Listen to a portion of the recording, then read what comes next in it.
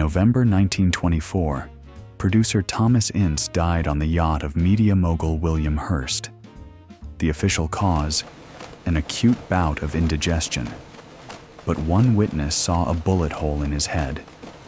The story goes that Hearst caught his mistress with Charlie Chaplin. He fired a shot in the dark and hit the wrong man. What happened next was a masterclass in managing reality. Hearst's newspapers printed lies. Witnesses were paid off and disappeared. The body was cremated without an autopsy. And here's what you need to understand. This technology of total information control, capable of erasing a murder from history, didn't stay in the past. It evolved, and today, it works far more effectively. But this scandal was just the first dark shadow cast by his castle. The real catastrophe, one that would threaten to turn the place to ruins, was yet to come. This is one of the most sought-after tickets in California. The path to the top of the hill, once called the Enchanted. Today, thousands of people make this pilgrimage to see a monument to the American dream. They gaze at the Mediterranean towers piercing the azure sky, at the ancient statues frozen in gardens where the air is thick with the scent of citrus and the salty ocean breeze.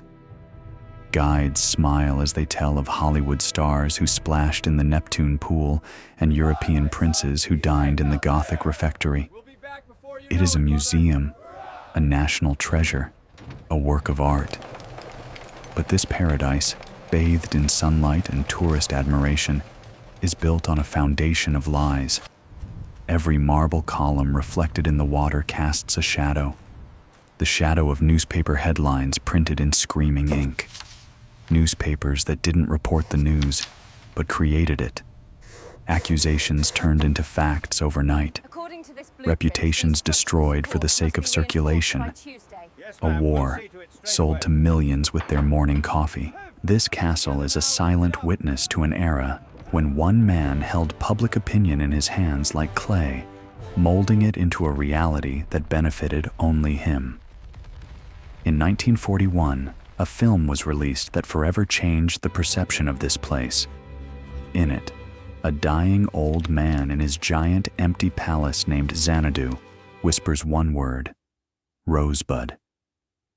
This fictional palace was such an accurate copy of reality that its creator, Orson Welles, nearly paid for it with his career. The man who was the prototype for Charles Foster Kane used the full might of his media empire to wipe the film from the face of the earth. He failed. And here lies the ultimate paradox. How could a man whom his contemporaries called a warmonger, a devil in caricatures, a destroyer of lives, and the prototype for the loneliest tyrant in cinema history, create something that an entire nation now considers its treasure? How did a fortress, built to protect its owner from the world, become a place the world strives to enter? The story of Hearst Castle is not a story of architecture. It is the story of ambition carved in stone. It is a story of how you can buy the past, fabricate the present, and build a monument to yourself large enough to obscure the truth. To understand this castle, you must understand the man. A man who believed the world was a commodity, and he was willing to pay any price for it, especially if others had to foot the bill. All great American fortunes begin with either a brilliant idea or brutal force. The Hearst fortune began with dirt, with the cold, unyielding earth of the Wild West, which had to be blasted with dynamite and chipped away with pickaxes. The father, George Hearst, was a man of this earth, almost illiterate, but with a brilliant, almost animal-like instinct for an ore vein. He could smell silver and gold where others saw only rock. This capital smelled of gunpowder, sweat, and cheap whiskey. It was extracted from the depths of Nevada and South Dakota, from the sweat and lives of nameless miners. His son, William Randolph, was a different sort of man. Pampered, educated at Harvard, from which he was expelled in disgrace. He despised his father's crude world, but adored the money it brought in. In 1887, he demanded a toy from his father, not a yacht, not a racehorse, but a failing newspaper, the San Francisco Examiner. His father gave in, and that toy changed the world. Young Hearst immediately turned the newspaper into a laboratory for manufacturing sensations. He understood that human curiosity, fear, and anger were a resource just as inexhaustible as the Comstock lode, and he began to mine it, screaming, full-page headlines, crime stories served up with bloody details, fabricated interviews. He didn't report the news. He created it. For him, truth was not a constant, but a variable in the profit equation. The culmination of this philosophy was war. At the end of the 19th century, a conflict with Spain was brewing in Cuba. Hearst saw not a tragedy, but an opportunity. He sent his best illustrator, Frederick Remington, to the island. When Remington telegraphed that all was quiet and there was no war in sight, Hearst, according to legend, sent a reply that became his credo: "You furnish the pictures, and I'll furnish the war." He kept his word. When the American battleship USS Maine exploded under mysterious circumstances in Havana Harbor, Hearst's papers ran a massive headline: "Destruction of the warship was the work of an enemy." There was no proof. None was needed. An accusation, printed in the millions, became fact. America, in a rage, demanded vengeance. War became inevitable. And while the nation sent its sons to die in Cuba, streams of money from newspaper sales flooded into Hearst's pockets. Every issue that fanned the flames of hatred built a fortune.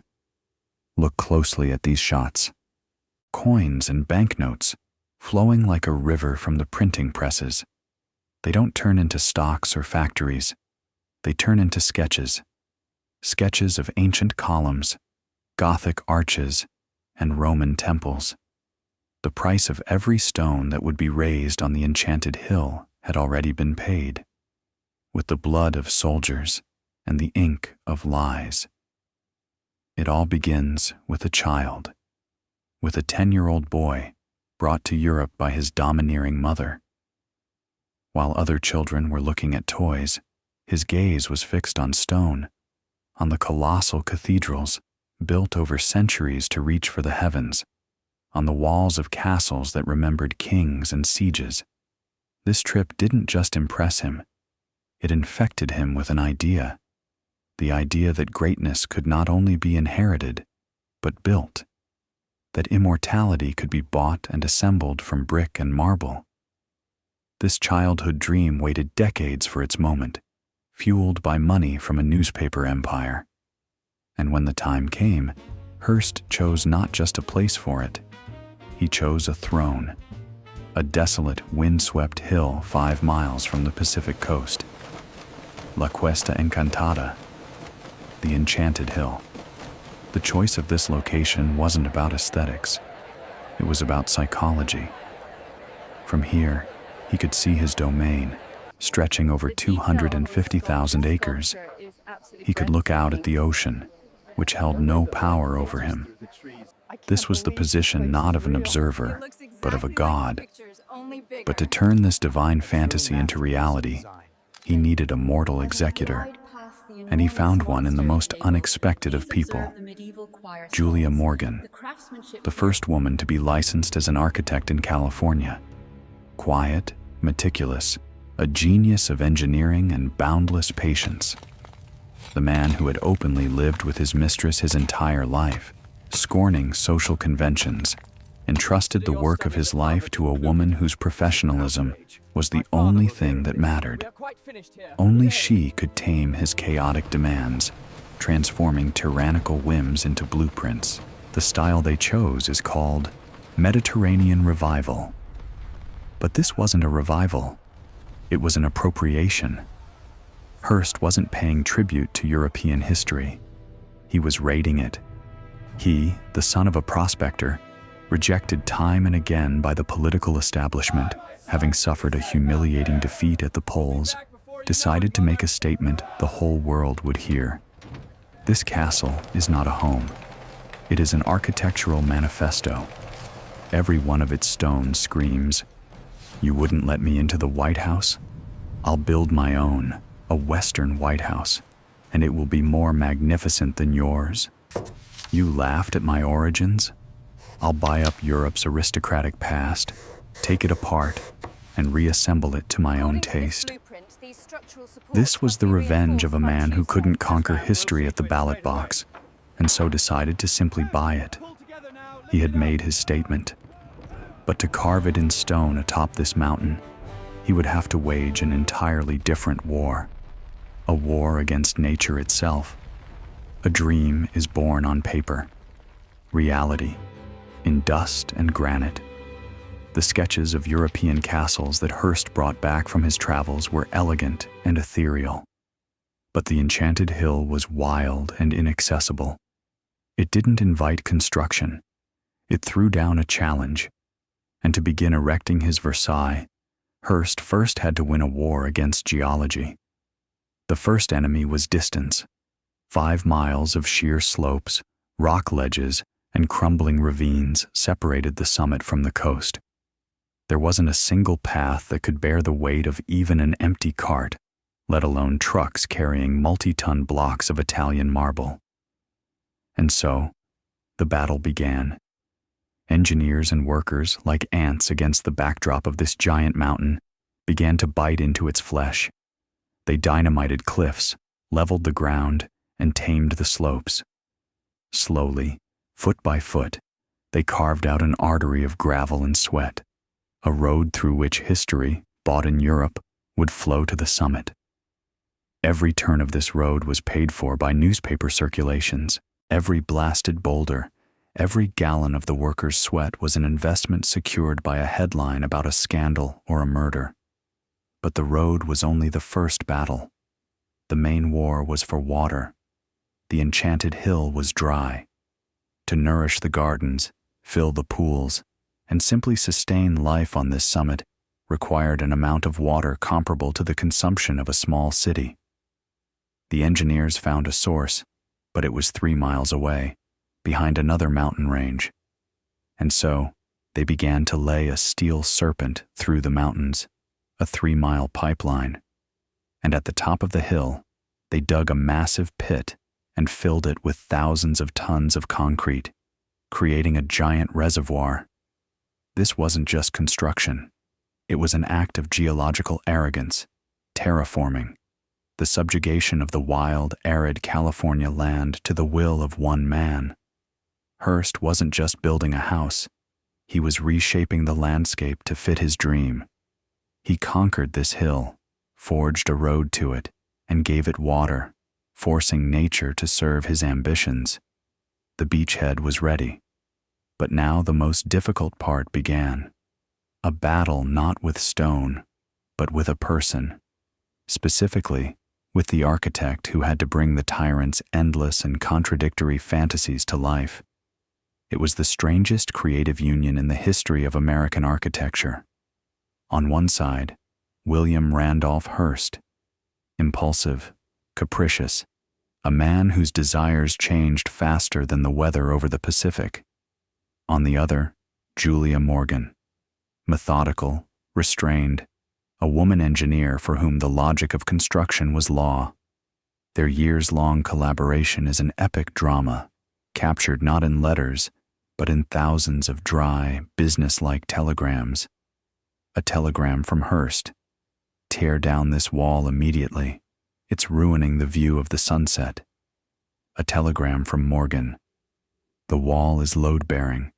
Demolition will require installation of a steel beam and will result in a 6-week delay." A telegram from Hearst: "Do it." He was a client from hell. In his world, there was no budget or deadline. There was only one thing: his immediate, "I want." She was the perfect executor. Her genius lay not only in design, but in her endless patience. She was the only person who could translate his tempestuous fantasies into the language of blueprints and concrete. Nowhere was this conflict of creation and destruction more apparent than in the story of the Neptune pool. It became a metaphor for the entire project. At first, Morgan built a modest, elegant pool, perfectly integrated into the landscape. Hearst liked it for a few months. Then he decided the pool was too small for his ambitions. It was dismantled. In its place, a second, more grandiose pool appeared, with colonnades and arches. It stood for several years. And then, returning from another trip to Europe, Hearst announced that this too was not enough. And so the third, final construction began. The columns were torn down. The floor was deepened. At one end of the pool rose the facade of an authentic ancient Roman temple, which Hearst's agents had bought, disassembled, and shipped from Italy. It was pure madness. To build one of the grandest structures on the estate 3 times and destroy it twice simply because the owner wanted more. The Neptune pool is not just an architectural masterpiece. It is a monument to the tyranny of perfectionism and the angelic patience of Julia Morgan. It is the physical embodiment of their relationship. He demanded the impossible. She found a way to build it. Again, and again, and again. He was building his fortress. But he failed to consider that the greatest threat to his dream would come not from the outside, but from within, from his own ever-growing thirst to possess the world. Normally, history is inherited. It flows in the blood, is passed down through language, is absorbed from the land on which you were born. William Randolph Hearst chose a different path. He decided that history, like everything else in this world, could simply be bought. He turned the past into a commodity and Europe into a giant department store of antiquities. On the world map in his office, lights constantly flickered on. Spain, Italy, France, England. This was his personal army at work, a network of agents, art historians, and buyers. They were his eyes and his wallet.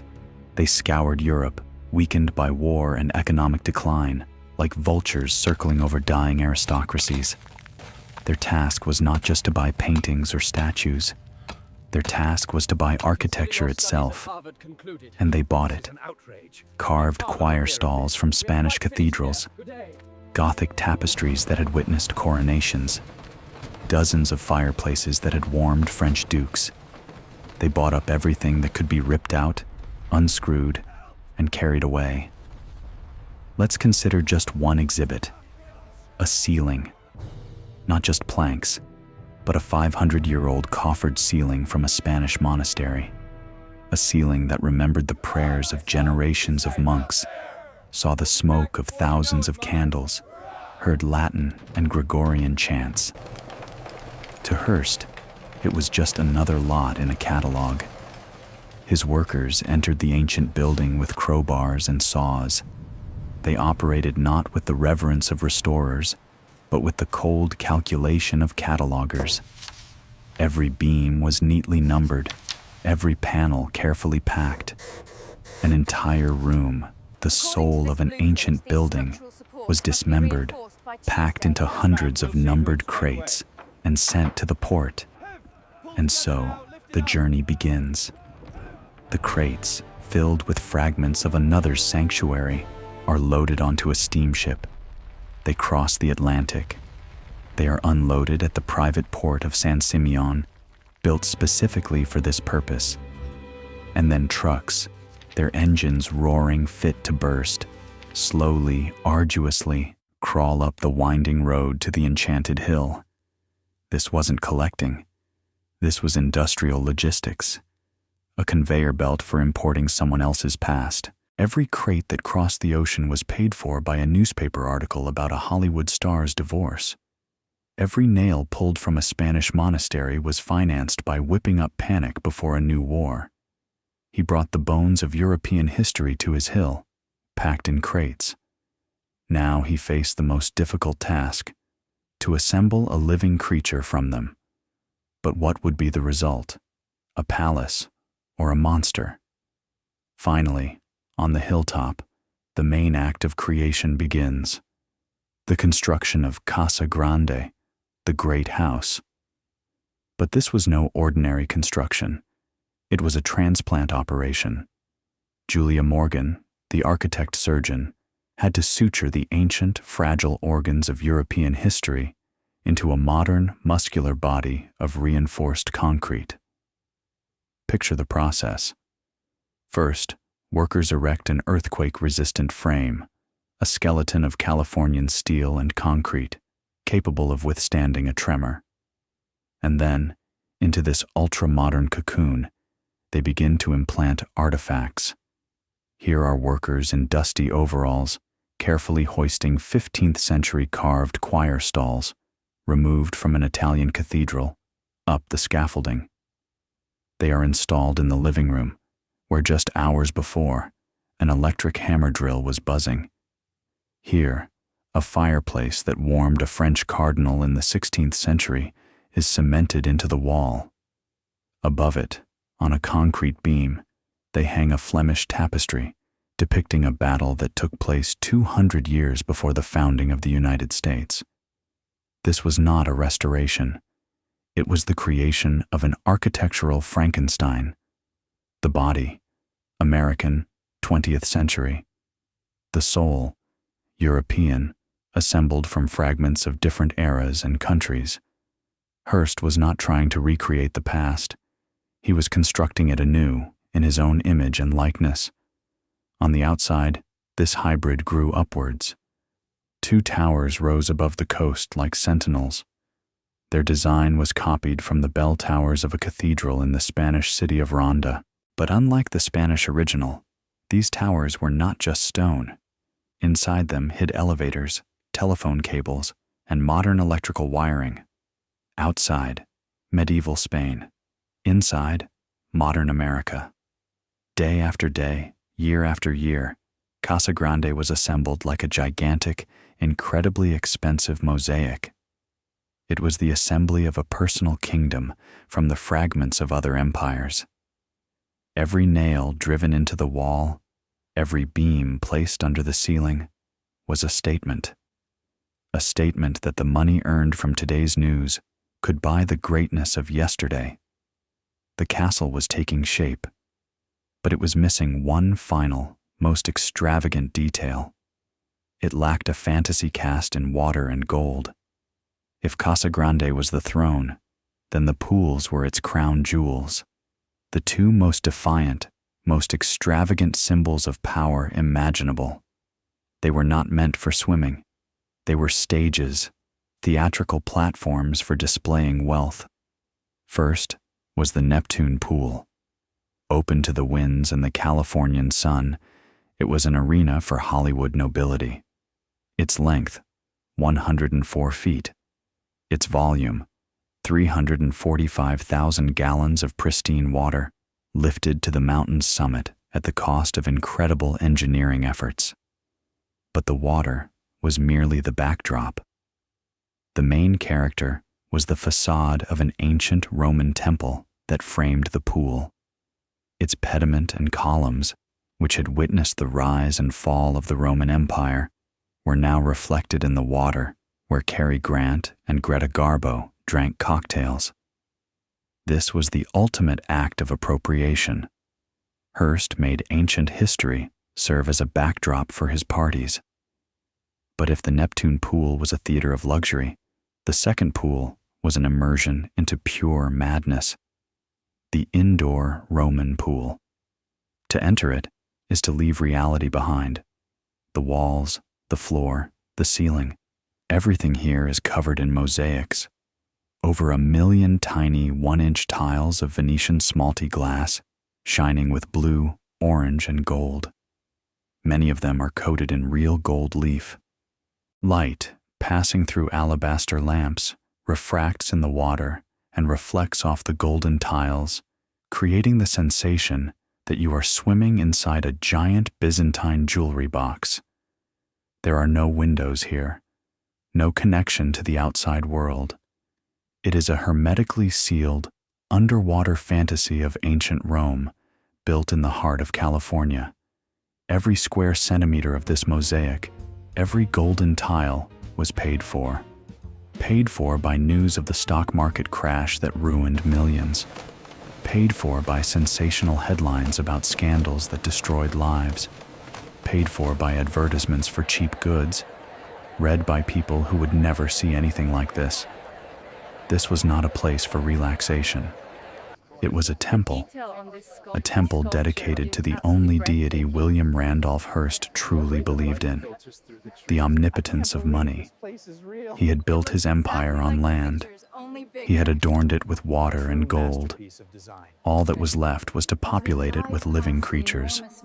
Power over stone and water had been conquered, but for a man with a god complex, that was not enough.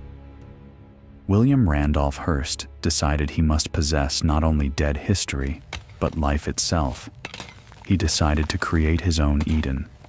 And to do so, he assembled the largest private zoo in the world on his hill. It was a spectacle bordering on surrealism. Imagine a guest arriving from New York or London. He dines in a Gothic hall under 16th century tapestries, and in the morning, looking out his bedroom window, he sees not a manicured lawn, but a herd of zebras grazing against the backdrop of the Californian hills, or giraffes elegantly nibbling at the tops of oak trees. It was a shock, a deliberate, carefully orchestrated shock, designed to show that the laws of the ordinary world did not apply here, on the enchanted hill. Over time, the collection grew to more than 100 species.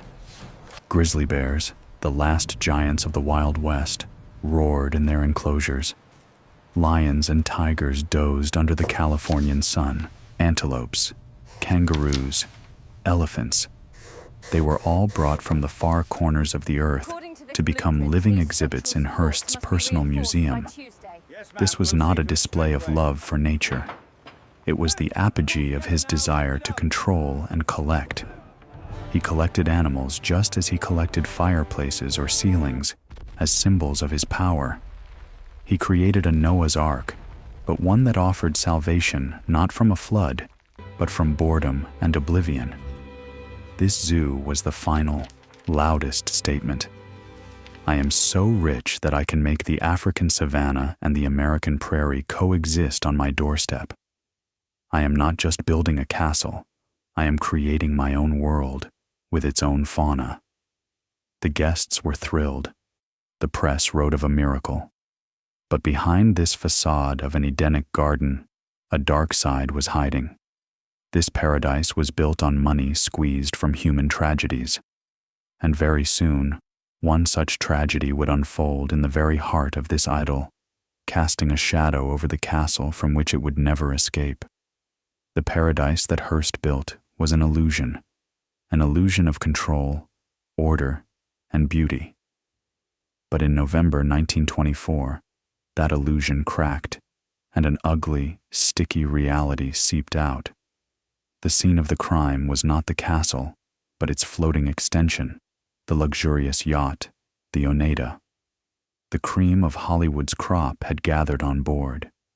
Hearst himself, his mistress Marion Davies, Charlie Chaplin, writer Eleanor Glynn, and film producer Thomas Ince, who was celebrating his birthday. The party was in full swing. Laughter, champagne, jazz, and then silence. The official story was that Thomas Ince had suffered a bout of indigestion. He was rushed ashore, where he died of a heart attack. The story was short, clear, and a complete lie. Rumors began to crawl through Hollywood. A dark, blood-curdling whisper that no one dared to utter aloud. It was said that Hearst, mad with jealousy, had caught Marion Davies and Charlie Chaplin in a compromising situation. He pulled out a pistol. He fired. But in the darkness, he missed, and the bullet hit Thomas Ince, who happened to be standing nearby. What happened next was a demonstration of Hearst's true power. Not the power of money, but power over information. His media empire went to work like a giant machine for hiding evidence. The newspapers he owned printed short, dry obituaries, citing a heart attack as the cause of death. Witnesses from the yacht either kept silent or gave confused, contradictory accounts. Chaplin's secretary claimed she saw a gunshot wound on Ince's head. Shortly thereafter, she received a generous pay raise and moved to Europe for good. Ince's body was hastily cremated without an autopsy. The case was hushed up. No investigation, no charges.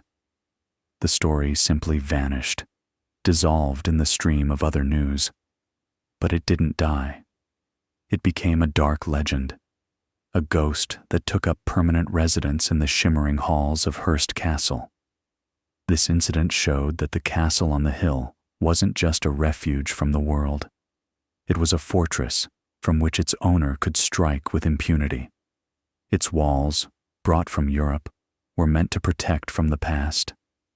But now, they hid a secret of the present. The castle cast its first, truly long and dark shadow, and soon, new ones would be added. In October 1929, a sound carried from Wall Street that William Randolph Hearst was used to hearing only in his newspapers, the sound of disaster. But this time, it wasn't a sensation to be sold over breakfast. It was reality. The stock market crash marked the beginning of the Great Depression, and Hearst's giant empire, which had seemed indestructible, began to tremble. His kingdom was built not so much on money as on debt. He bought newspapers, radio stations, works of art, and entire monasteries using borrowed funds, confident that the printing press would never stop. But it did stop. Advertising revenue, the lifeblood of his empire, dried up. People who couldn't afford to buy bread stopped buying newspapers to read about Hollywood parties. The debt grew at a monstrous rate, turning into a noose. $126 million. In today's money, that's billions. A sum capable of sinking a small country. And it began to sink him. The moment of his life's greatest humiliation had arrived. The bankers he despised and ridiculed in his cartoons came to collect. They removed him from the financial management of his own company. The man who dictated his will to the nation was now forced to report to a board of directors. He, the owner of everything, was given an allowance, $500,000 a year. An enormous sum for any other person, but a humiliating handout for someone accustomed to spending millions on his whims. And this economic reality struck the enchanted hill like a battering ram. The construction, which had bustled 24 hours a day, froze. The sound of hammers was replaced by silence. Dozens of workers, masons, carpenters, and engineers who had earned the highest wages on the coast were laid off. They silently gathered their tools and descended the hill, leaving their master's dream unfinished. The cracks didn't just appear in the financial reports. They appeared in the castle itself. The dream, which had seemed eternal, collided with the most prosaic of enemies, a lack of money. Hearst, who had tried to build a monument to himself to cheat time, discovered that reality knows how to issue invoices, and his bill was impossibly large. The Great Depression dealt a blow to his finances, but the final, fatal blow to construction was dealt by the Second World War. It was the final nail in the coffin of Hearst's grand dream. The war changed everything. Steel, copper, wood, cement, everything the castle was built from suddenly became a strategic resource. Every pound of metal now went not to the rebar for a ballroom, but to the hull of a tank or a ship. The skilled laborers who had toiled on the hill for decades traded their hammers and trowels for rifles. They went off to the front, and there was no one to replace them. Construction, which was already barely alive, stopped. This time, for good. The castle was frozen in time, like Pompeii buried under ash. The camera slowly pans over the estate, and we see traces of this sudden halt. Here lie stacks of marble blocks from Italy, which never became part of a wall. Here stand crates of antiques that no one had time to unpack. Here, abandoned tools are rusting. Electrical wires stick out of the walls in rooms that were never finished. Entire wings of buildings remained empty concrete shells. In 1947, the official decision was made. Work would cease. 28 years of construction, millions of dollars spent, the titanic efforts of thousands of people. All of it was stopped mid-sentence. Hearst Castle is not just a building. It is an unfinished symphony, a musical fragment that cuts off on its highest note. It is the grandest, most expensive, and most famous monument to human incompletion. It became the physical embodiment of an ambition that always demands more. An ambition that, by its very nature, can never be satisfied. Hearst wanted to build a perfect world, but he failed to account for the fact that in the real world, there is always a tomorrow, and his tomorrow never came. Despite the perpetual construction, the castle lived its own, surreal life. It was a stage on which the most exclusive show in America was performed. An invitation to the ranch, as Hearst casually called it, was tantamount to being knighted. Archival footage comes to life. We see Cary Grant playing tennis against a backdrop of Spanish towers, Greta Garbo hiding her face from the camera by the Neptune pool, Clark Gable laughing at dinner. The guest list was a roster of the gods and goddesses of the Hollywood Olympus, but life on this Olympus was subject to the strict, almost puritanical laws of its Zeus. Hearst's rules were absolute. Guests were allowed only one cocktail before dinner. Arriving late to the table was considered a mortal sin. A latecomer could easily be sent down the hill the next morning. Hearst, who built his fortune on scandals and rumors, demanded impeccable order in his own home. And this order was full of contradictions. Guests sat at a 17th century monastery table, ate from priceless silver plates, but next to them on the table were ordinary paper napkins and bottles of Heinz ketchup and mustard. It was a world where European aristocracy collided with American simplicity. But the soul of this strange world was not the architecture, nor Hearst himself. It was Marion Davies, his eternal mistress, the hostess of a castle she never officially was. Her infectious laugh, her simplicity, and her love of pranks were the only things that filled those cold, majestic halls with real warmth. She was the heart of this stone giant. And yet, despite the glamour, the laughter, and the presence of movie stars, many guests described an oppressive atmosphere in their diaries and letters. They felt less like guests and more like actors in a meticulously staged play. A play with a single author, director, and audience. The castle was not a home. It was a theater, built for one man to convince himself and the world of his own greatness.